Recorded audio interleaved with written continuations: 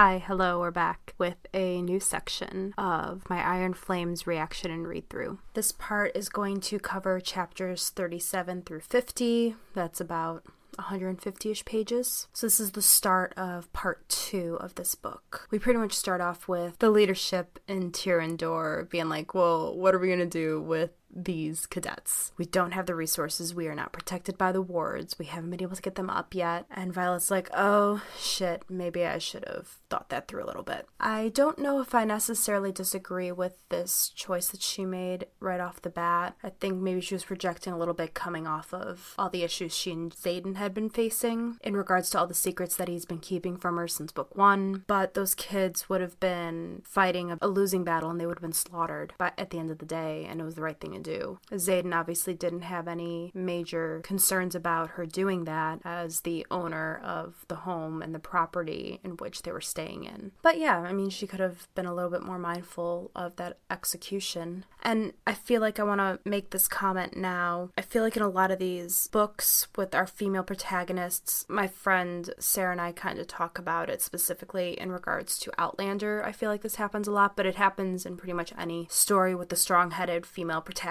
When she is siloed from the action, she is unable to participate. The female character tends to do something to try to get involved or help out, and it always makes it worse and causes more problems for the other characters and will lead to their deaths. I'm seeing some small signs of this with Violet, with her poking around the archives, trying to find information, try to rebuild the wards, was kind of pushing it. And I'm not necessarily, as I said earlier, against her bringing the kids to Tyrandor, but I'm starting to see her almost verging into that, trying to make things 10 times harder just to feel like she can participate. I feel like another example of her doing that is her flying off to Corden with her siblings. That happens a couple chapters later. She's tired of being told no, so she takes it into her own hands and makes it worse. But anyway, Xaden has her back no matter what, which we love. In the moment when she's realizing, oh, maybe I could have made this execution of bringing these students to Tyrandor better, she's also watching the ramifications of the choice to bring the students from Tyrandor, but she's also actually watching Xaden in his element, surrounded by his people in his home as the owner of that property, and this is not a way she ever thought about him. Obviously, he's the Duke of that city, and it's just kind of a sobering moment for her to realize who her partner is. And I think this is part of what's her and Xaden talk about at the end of the section of her trying to reground herself in this new reality where she's seen as the traitor because of her mother, and Xaden is the one in power and control, and he knows who she is at her core and will vouch and trust her with everything he has, while she's trying to unlearn all the history that she's been told that she learned is inaccurate. It's a big learning curve for her right now. And then to compound the guilt and her losing her footing and navigating this new unknown in this new world, she finally gets to talk to Anne Ardna, and the news from Taryn is devastating. I was so crushed. And I had a feeling it wasn't going to be great when they were moving her at the end of part 1, but I'm so sad for Anne Ardna to not be able to have that full relationship with a writer moving forward. Not even just with Violet. I think it's really interesting and symbolic in regards to the way that Violet was viewed in book 1, and it makes me, dare I say, optimistic that maybe we will see Anne Ardna fly Violet, because throughout this section she seems to be making progress, that she's able to fly.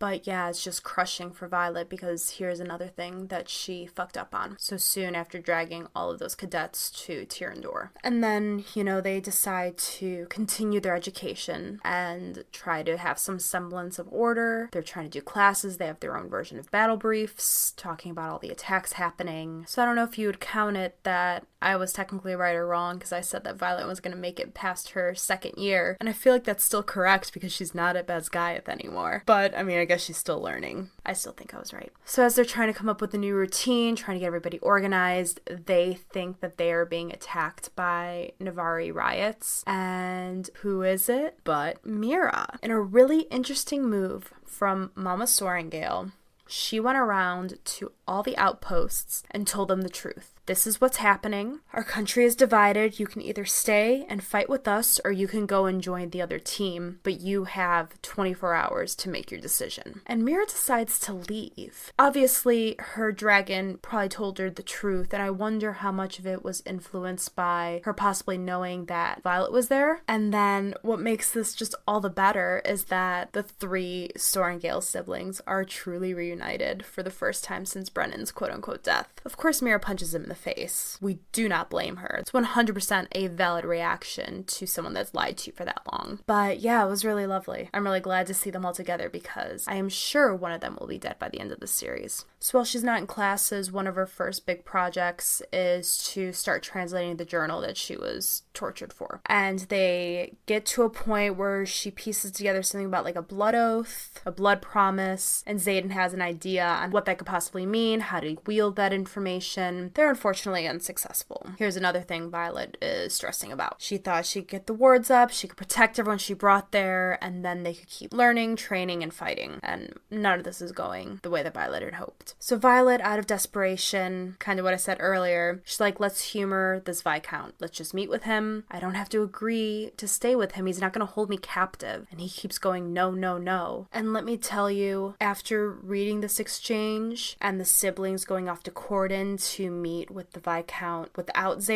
what they thought was without Xaden. LOL, we should have known better, right? Or I should have. Maybe you guys knew already. But I feel like we're already starting to see the signs of Xaden's mental dexterity tipping a little bit. And Violet calls him out on it, that he's acting like Dane. He's being really possessive of Violet, and it's still very loving right now, and he's figuring out how to peel back because obviously in book 1, when he was encouraging her, he wasn't in love with her. So I get that difference. But I think we're already seeing the signs of him going, I wrote full Targaryen, just like Game of Thrones. And I think it's already happening, which is like the worst part of it. I'm very, very nervous, and I'm going to be mindful and observant of all of Xaden's actions moving forward, because I really, really, really don't think it's going to go well for him. And it makes me think about, like, Sigale had to have known that she shouldn't be bonding with a direct familial line. So why did she do that? Why did she make that choice? I don't want anything to happen to him, but we're gonna find out. So right before the siblings go to Corden, Violet has her first, seems like legitimate training for her signet with Felix from the Assembly, the group of people that run the Tyrandor Revolution. And his technique is so different from what she was learning at school. Navarre was very much about quantity, when Felix is actually helping her wrangle, control her power, and learn how to make it a versatile tool for the tiniest little action to the big lightning bolt that she's used to. That there's a range of what she can do, and she's trying to discover all those facets, and I really love watching her evolve with that. We see a little bit of it already, but not a ton. So once Violet and her siblings get to Corden, of course, surprise, surprise, Xaden's there because Taryn didn't want her going, so he tipped off Sigale. The mysterious ex that was brought up earlier is the Viscount's niece. So not only is that messy, but she also pieces together that there had to have been some type of connection to their alliance that had to do with Xaden and Kat, not just a romantic thing. And of course there was. There was supposed to be a betrothal, and Xaden broke it. The Viscount definitely makes sure to tell Xaden how he feels about it. Violet's emotions are all over the place going into this dinner, this informal meeting about trade policy, because Kat's ability is to heighten emotions. And Violet, being stressed out, still working through everything that happened last year and all the changes this year, is just milking her and all of her insecurities and anxieties and jealousies. It only gets worse. This girl is driving me crazy, and I've got a lot to discuss about the whole Cat-Violet dynamic later once they're on the sparring ring. So the Viscount decides to set Violet up for failure as a big FU to Xaden, asks her to demonstrate her powers, and unleashes a venom on her. And Mira, who is powerless outside of the wards, which is very interesting. I think we're going to learn more about Mira's ability, but she comes in with this badass move with Taryn that he flies in, and she sets all the dewy grass on fire as he swoops her up so she doesn't die. It was the coolest thing. But then also, because Xaden was so pissed at the Viscount for pulling that on him, he almost literally kills him in front of the niece.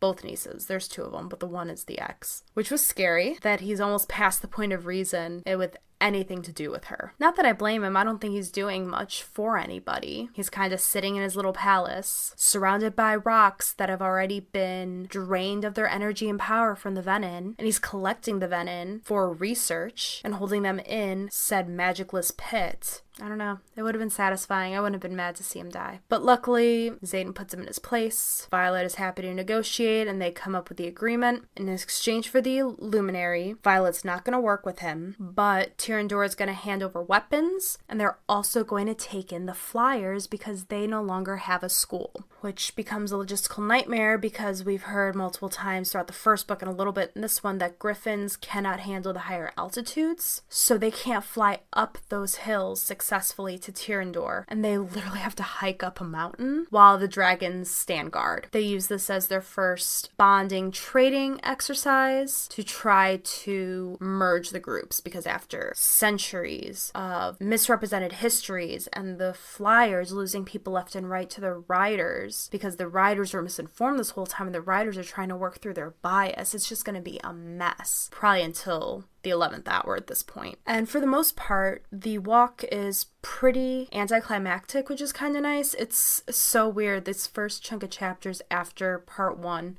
It's like having a jump scare and then you're trying to calm yourself down. So you're reading this and you're like, oh, this is cool, this is fun. But after that adrenaline rush at the end of the first section, this is like nothing.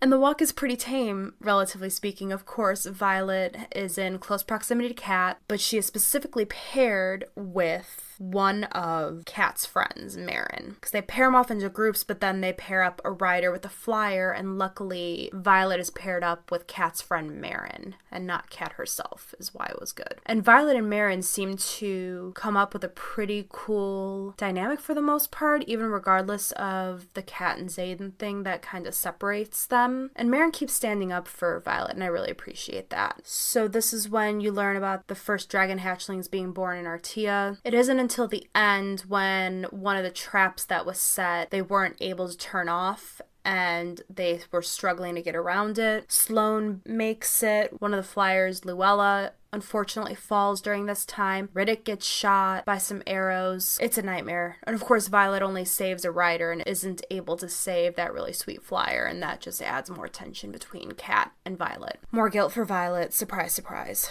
That's the theme of this book. And then to add to the chaos, we get some Morvins, because they were tipped off by the power shift about the dragon hatchlings, so they came to scope it out. Luckily, they were riderless, so it was a little bit easier to kill them. What Violet's able to do is fly Tarn to start distracting them, trying to pull them away from the trail so that everyone can try to make it up, because this is like the last mile, probably less than at this point. What's cool is that she learns to wield her lightning in a different way, utilizing the clouds, because clouds are a natural source for lightning. That's how she's able to kill the Morven. This little, death walk doesn't really help that much with the Flyer rider tension. Things are still going in waves, and Ardna's making progress with flying. Artea is accepting refugees, and they were able to relocate Rhiannon and her family, reaching out to the cadets' families first, because I'm sure that they have a target on their head for abandoning the school, but maybe not based on what Mom and Sorengale said. Because I don't know, I made the note that Sawyer's parents have not responded to the refugee status in Tyrandor, and that makes me really, really nervous. I don't know if they're already dead, if someone already came after them. It's a little stressful, because I feel like that might be something big. Yarros is really good with putting in those little nuggets. Sometimes they're really obvious, and sometimes they aren't. And I feel like this could be something bigger, because who wouldn't want that refugee status to be reunited with their child? And then I'll have to pull up my book for this, and I just recommend anyone look over it because it's a lot of information. What's really fascinating is that these kids are learning how to make runes, and we learn a lot more about the magic system. This is on page 439 of the US hardback. They start learning how to wield them, and Violet is piecing together all the runes on her knives and throughout the buildings.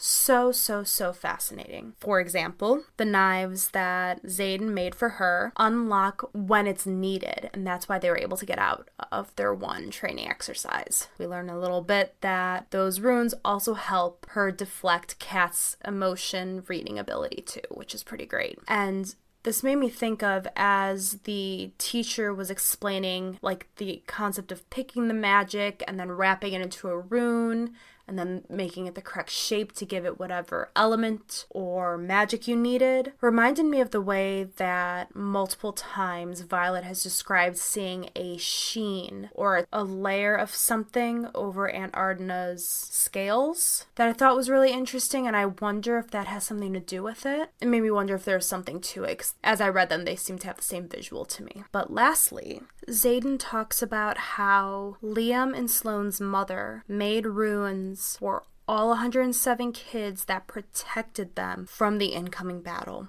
It was a one-time use thing. She notes it over Xaden's bed at Ryerson House. It's a protection rune, but it was only intended to be used once. As you get better with runes, you can pull elements into them. Things like strands of hair or even other full runes for locating things or protecting them. This particular rune was made to protect someone of my father's bloodline. It was designed to counter the signet of the rider whose dragon would kill them, but it could only activate when killed by dragonfire. And that's when Violet pieced together the rebellion relics.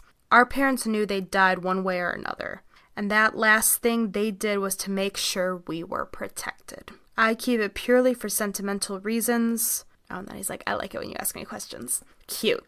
I think I was right about that too. I'm pretty sure I mentioned that there was a correlation with, I believe I said that the dragons had something to do with it. And I guess they didn't, but they had to have known. The dragons know everything, right? Alright, so maybe I was like only half right.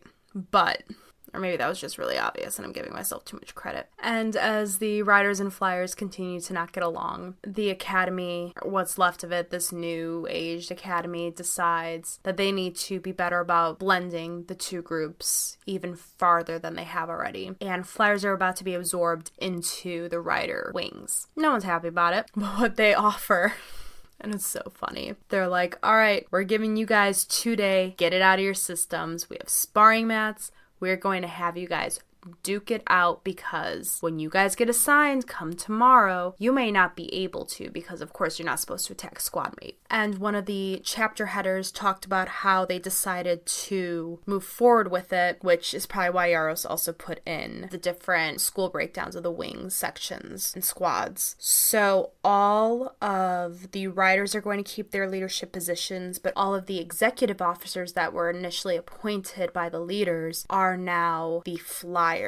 So there are 2 leaderships. The riders still have a little bit more power, as they are the ones that absorb the flyers. They are hosting them, but it gives them a little bit more of an even balance. And I think it's fair. I mean, we're a little biased for the riders, right? But it sounds like the most cohesive, as nearly equal as it can be. And of course, we're not surprised when Kat decides to challenge Violet. And right off the bat, Violet's like, oh, Xaden trained you too. So they're literally fighting the exact same person at this point. Kat is driving Violet literally crazy during their whole spar, egging her on, just being just the absolute worst. Why is she so hung up on him?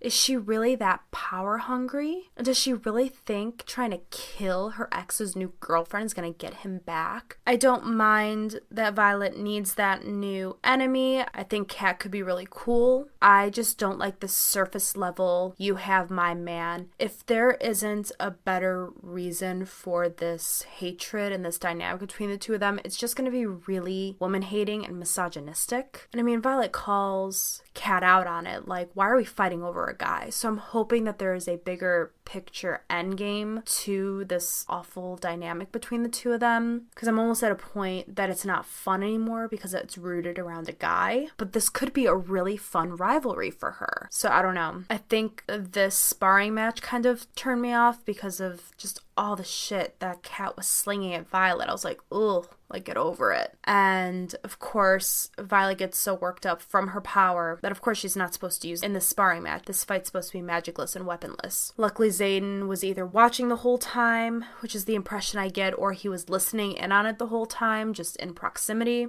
He saves Violet from killing her, only because he knew that in the moment Violet wanted to kill her, and in the end that was not what Violet wanted. And Xaden would have been okay with Violet killing Kat. He's like, it would make things messy. He's like, I don't blame you. If you need to get it out of your system, do it. Again, this power shift between them is weird. She's got him wrapped around her finger, and she's not abusing it, which is a good thing. But there's going to be more, I think, coming up. And then they have a cute little spicy moment. Happily ever after, we hope. He's like, you and I are endgame, and I wrote right after it, but will they be? Because I'm not sure. Because, of course, what are they doing? They're kind of scooching Dane back in. And look, I am going to say an unpopular opinion. I am here for a Dane redemption arc. I'm not mad about it. There are so many other shitty characters out there that people are gunning for a redemption arc for. Dane is just a product of his environment. You know, Violet acknowledges that they are literally brainwashed to just be the weapons and tools of leadership. And he snapped out of it. He willingly went into enemy territory knowing who he was, who he betrayed,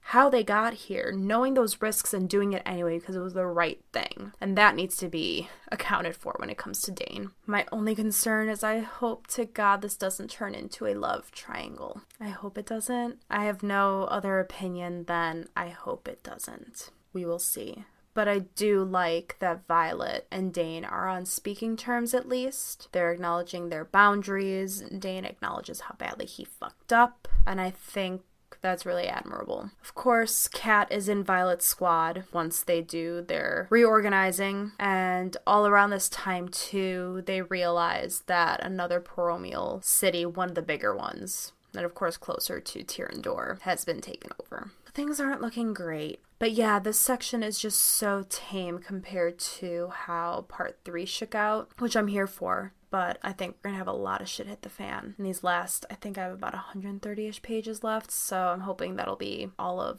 part 5. And yeah, I think that's it for now. It's definitely the calm before the storm. If this book is anything like the way Iron Flame hit in that third act, this one is going to destroy us. I don't know if I'm ready. I will keep an eye out for any other parallels I see, any theories that pop up, but I think my biggest one right now is Xaden's fate when it comes to Sigale. It's not looking good in my opinion. I hope I'm wrong.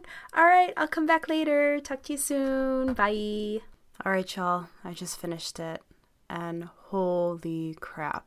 My head is spinning. That was quite a doozy. If I didn't have to work tomorrow, I would have waited to do this recording tomorrow, but that's just not gonna happen. So this section, the final recording, is going to be for chapters 51 through the end. And man, those last 60 pages were something else. We left off in chapter 51 with Violet reworking the translation and looking for mistranslations that could have happened throughout the text, and she's working pretty closely with Dane on this. The first major mistranslation she caught is the phrase Iron Rain was actually supposed to be Iron Flame, which was a fun little tie-in to the title. And then she started piecing together that they needed to use the Dragonfire to power up the wards, one that represents each of the different colors/breeds. In doing so, she realizes that putting the wards up will cut off the flyers from their magic, which is a risk. You don't want to alienate them. They're already alienated from everyone in Tyrandor, and I mean, they need that support, especially because the Griffins are still struggling to adjust. Anyway, so they haven't committed to putting the wards up yet, and Violet gets roped into a side mission. Of course, she's partnered with Kat again. I do have bones to pick about it because I feel like Kat just chills out after this whole scene with no real rhyme or reason. I wish that was a little bit better executed. I don't mind the rivalry of it all, but it was very heavy-handed for it to turn off like a light switch like it does at the end of this book. So they're looking for, I believe, Taryn feels an energy in one of the old cave systems around Tyrandor. So they go digging into it to see what they find. While they're walking through this cave system, she brings Aunt Ardna because she's small enough to fit through it, while Taryn keeps an eye on everything from the outside. And Violet talking with, I think it's Vizia in this section. Oh, so it's a conversation between Violet, Vizia, and Sloane, where Sloane answers seemingly incorrectly to the conversation at hand. Says second signets only happen when your dragon bonds a rider in the direct familial line as its previous. but there is an equal chance of it causing madness from what her dragon told her. And the reason why Quinn's dragon didn't receive any punishment was because her dragon was not direct, but within the family. And it's really interesting because Yarros has told us now 2-3 times before this that Xaden would most likely have a double signet. Not even a double signet, we just pieced together that he would go crazy based on that. Not that there was a 50-50 gamble on how the bond would shake out. Honestly, at this point, until I heard it from Xaden, I wasn't going to be convinced whether he was crazy or not, but he does confirm that he has a second signet, and it blew my mind. So they get to the box that they were looking for, they went on their mission for. There was an orb in it, but lo and behold, it's so funny. Once someone dies, no one is actually dead because there's always a pissed off dragon in the corner. So I shouldn't have been surprised when Varish's dragon, Solus, of course, had to go after Violet and corners them in this cave. By this point, Vizia's dead, regardless of how many times Violet saved her. And thank God for them having Aunt Ardna, because she is able to protect them from the fire that Solus points at them, even though Aunt Ardna doesn't have the ability to flamethrow yet. As they escape, Sloane realizes that she's a siphon, so she can pull other people's energies, which is the whole final plot point in this whole book, which just... I'm still shook. And luckily, Violet is able to use one of her conduit tokens, wedges it into Solus's soft spots where his scales don't protect him, and she's able to channel her lightning directly into him, and that's how they get away. But Aunt Ardna is the one that finishes him off, which was pretty badass.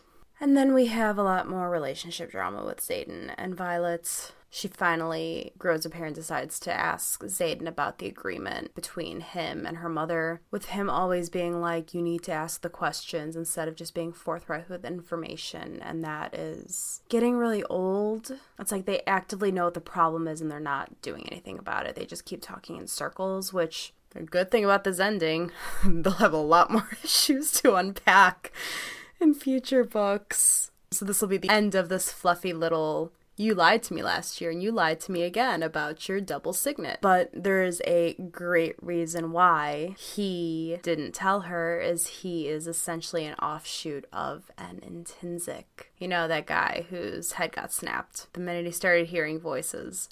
So his ability isn't mind reading per se. He can perceive people's intentions, which I think is really interesting. And it's not foolproof. If someone has their shields up, he can't read them. So it makes him lean a little bit closer to Dane in the fact that it's a little bit more controllable than that poor kid who was killed in the first book. But naturally, she's upset, but simultaneously understands that he couldn't say anything for his own safety, and he actively worked to not use his powers on Violet the way that Dane did without her consent, but they're just so intertwined that he's like, I did the best I could, but you have to realize that it's nearly impossible between the bond and our relationship. You know, looking back at these notes, it's very interesting some of the comments I make about Aunt Ardna, now knowing that she is a 7th breed of dragon that we are not aware of yet. Like the fact that the elders let her get away with killing Solus, while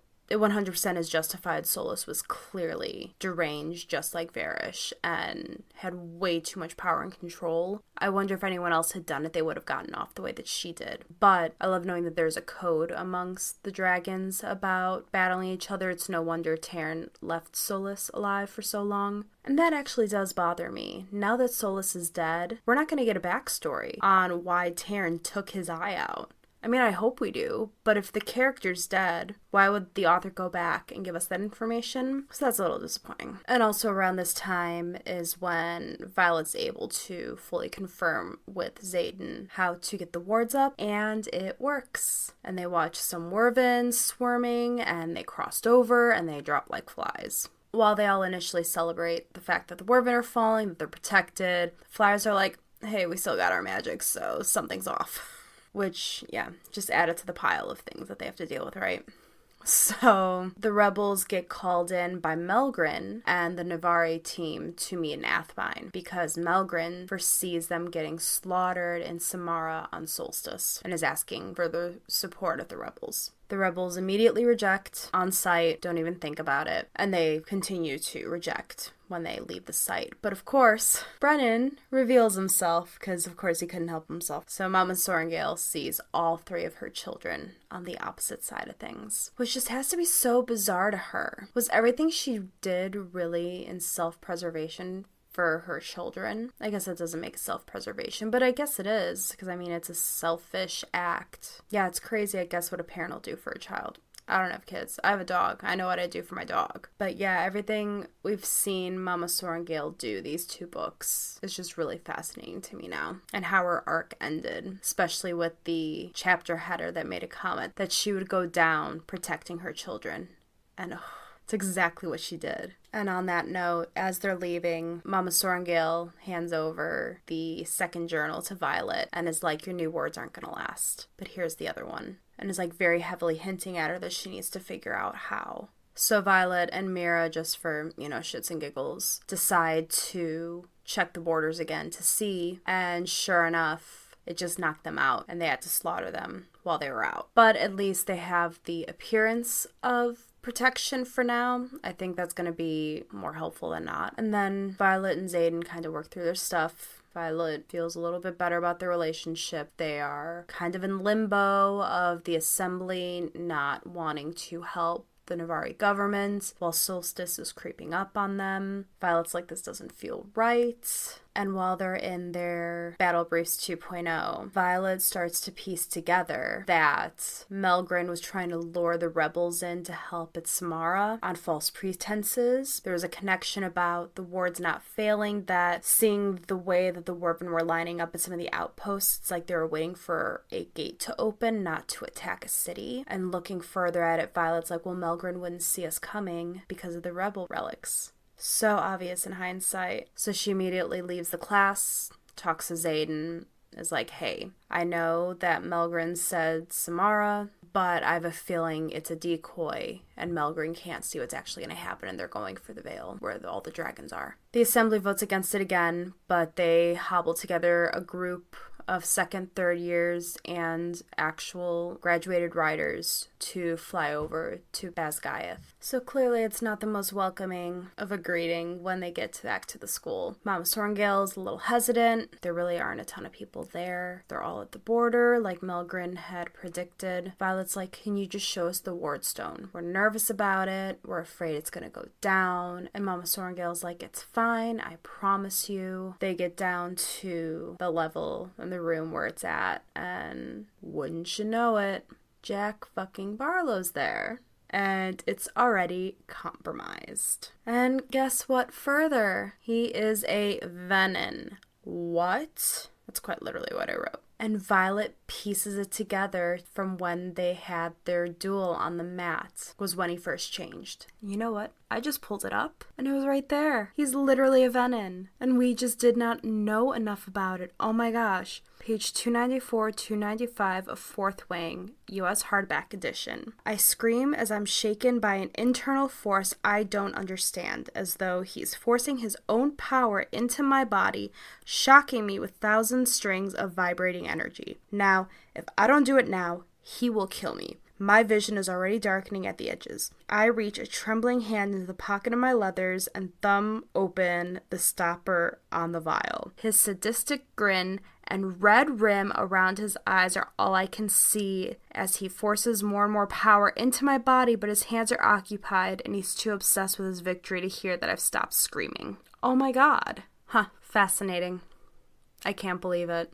So they disarm him the best that they can, and they come up with an aerial battle plan to protect specific points throughout the school in the Vale. Violet's all for protecting the stones. Mom's like, LOL, nice try, we're protecting the Vale. And it isn't until Brennan decides to show up with the Griffins and first years, because none of them came, because the first years were not allowed to come, and the Griffins kind of similar to what was happening in Tyrrendor, they wouldn't have had power. So they all stayed behind, but what Jack Barlow was doing that was luring the Venin was placing those lore spots, I believe it was those boxes, and the Griffins and the Flyers were tasked with finding those because there were runes associated with it, and it seems like the Flyers tend to gravitate towards runes a little bit better than the Riders do. So luckily they have a little bit of extra hands on deck for the groundwork and for the Riders to get organized. And with Brennan's arrival, he opts to work on the Wardstone like Violet had suggested days before that Mom didn't listen. And he decides to try to merge them together while the first line of Wervin and Venin cross over. It was really cool. Violet got her first crack at everybody with her lightning. She got so many of them, at least 15 I think she took out on her own. I mean, it's pretty intense. She's having PTSD thinking of Resin and losing Liam. Man, I don't know why I didn't think this could happen, but she totally gets stuck in her saddle when Taryn's like, fine, that's where you need to be. I don't know why you're trying to get out.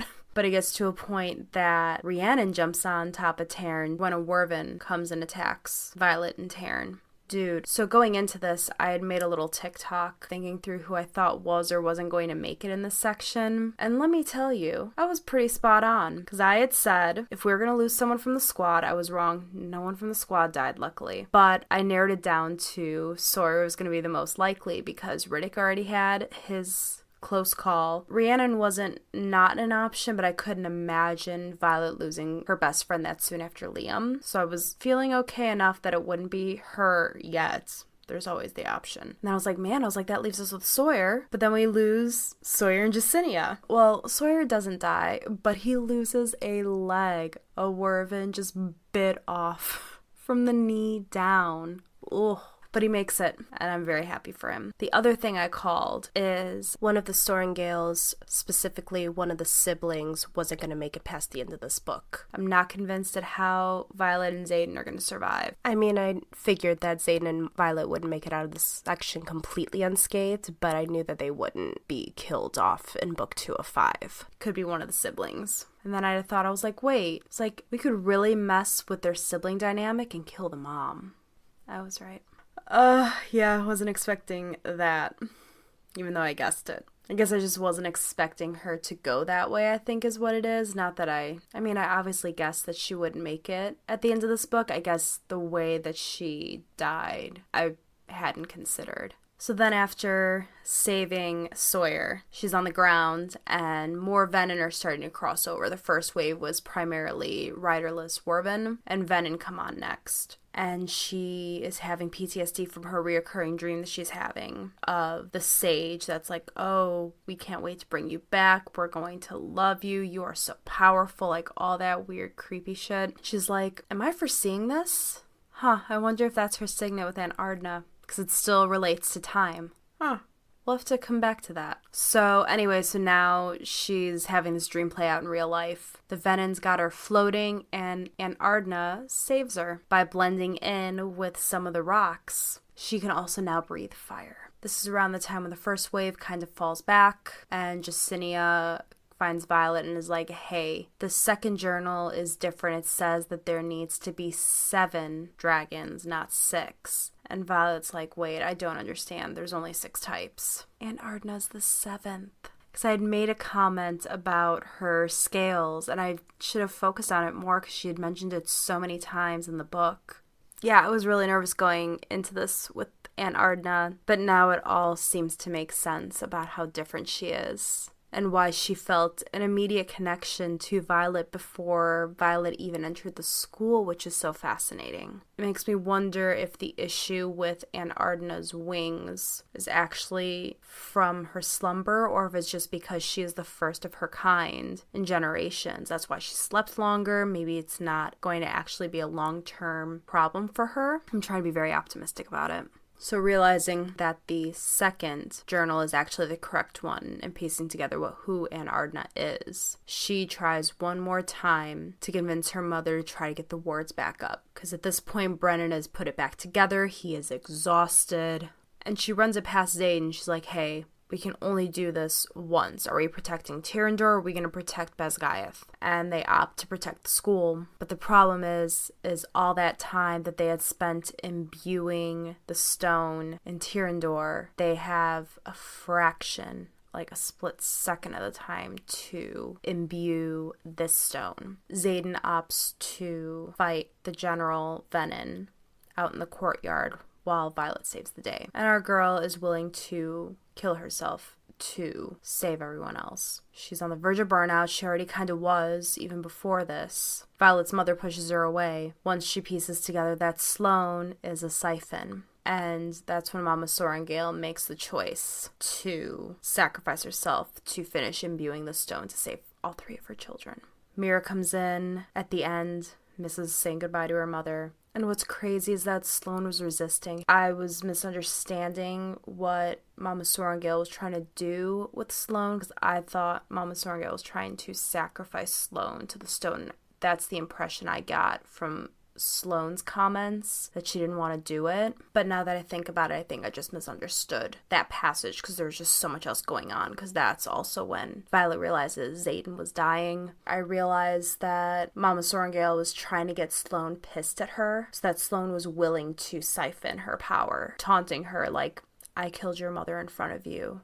You know who I am. You want me dead. Do this. But you know what? Sloane, being cut from the same cloth as Liam, wasn't going to do it until she learned from Violet that Xaden was dying. And Mama Sorrengail says that there wasn't anything she wouldn't do for her children, and it was the last sacrifice. Their mother's death is going to drive such a wedge between the three of them. So many varying degrees of guilt between them. They all had such a complicated relationship with her, and they probably all blame themselves, but it was her choice at the end. And then we think we've made it out.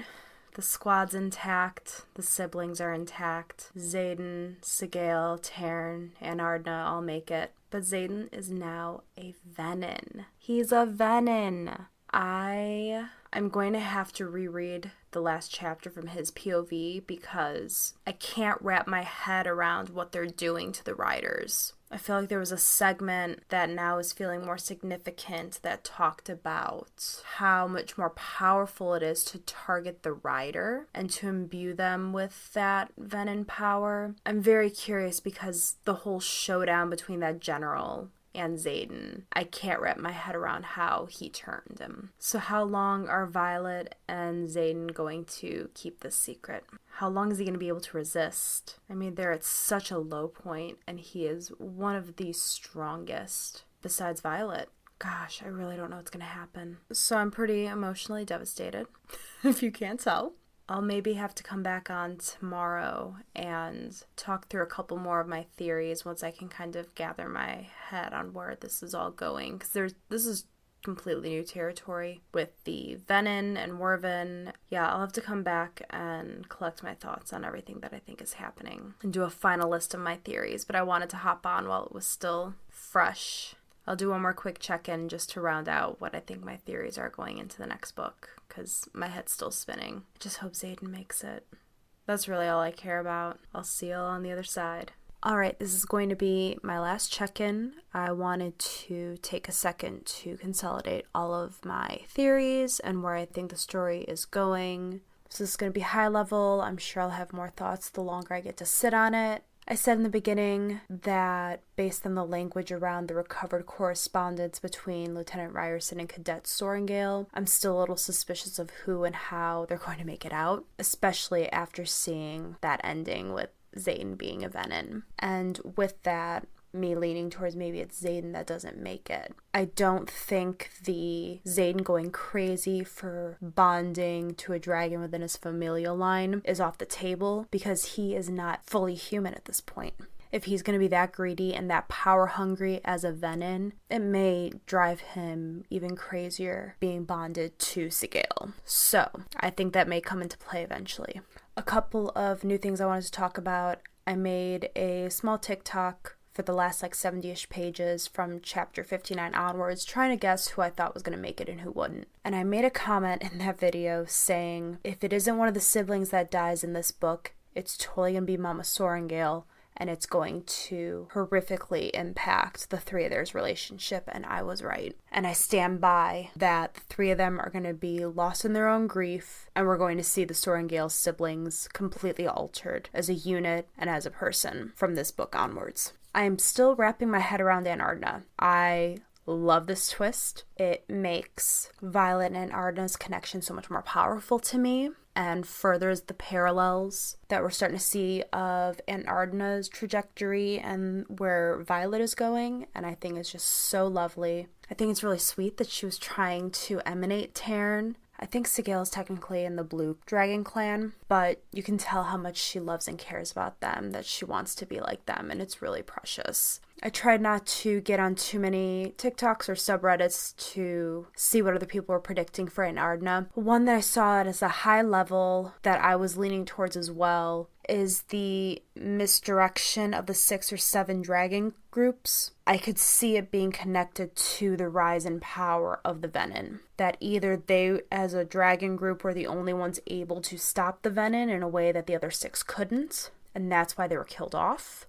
I think the theory I saw specifically online somewhere was that she may be the cure for Venin, which could eventually save Xaden, which I think is what will happen for Xaden at the end of the day. I'm not going to do a whole episode on just Aunt Ardna as much as I would love to. I'll probably just put a couple TikToks as my theories evolve. Violet having a second signet.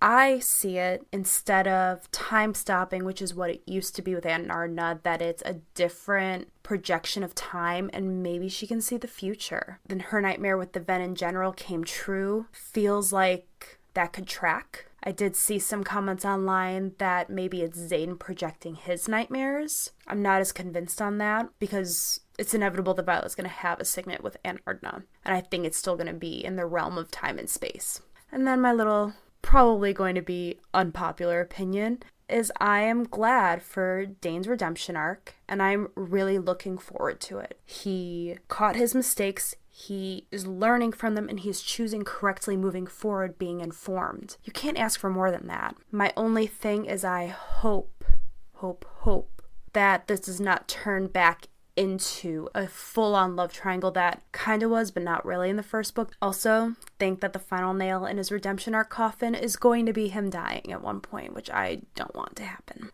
Last but not least, I think that Sloane being a siphon is going to be very, very important. Seeing as her ability is essentially a Venin, I wonder if that's going to come into play in her dynamic with Xaden in trying to defeat the Venin. I think there's going to be a connection to it. Maybe even help keep Xaden in check in some way, shape, or form. But now that I've been able to sit on my thoughts and opinions on this book for a day, I think overall story and structurally, Iron Flame is better than Fourth Wing, but I did knock it half a point on my Goodreads review because I was not crazy with some of the character development happening in this book. I think it was a little rushed, sometimes not thought through. I think Xaden and Violet's relationship backpedaled, but not in a way that made sense in the story. I think the Cat-Violet showdown in part 2 was a bit much and was really only there to try to fill the Jack Barlow Varish void, and it was a bit much. We could have made her a much more fleshed out character, having an issue with Violet because of her mother along with Xaden. I think that would have rounded her out a little bit more. But I'm going to be hopeful that some of my issues with these character choices was to help set up for the rest of the series, because Yarros definitely has a plan, and I'm really excited to see where it goes, because I was not expecting most of this book. I also just hope that it wasn't her rushing the writing to get this out in time because of how much this series exploded this past year. But like I said, I'm not going to stress about it until I see the next book. This could have just been a one-off. I think this series still has a lot going for it, and I'm so excited to see where it goes. Well, alright, I think that's it for my Iron Flame talk, and I'll see you guys next time. Thanks for listening to today's episode. You can follow me on TikTok and Instagram at samantha.mave, and our podcast Instagram, Confession Stand, at confessionstand_podcast for episode updates, book and movie recs, and more. See you next time.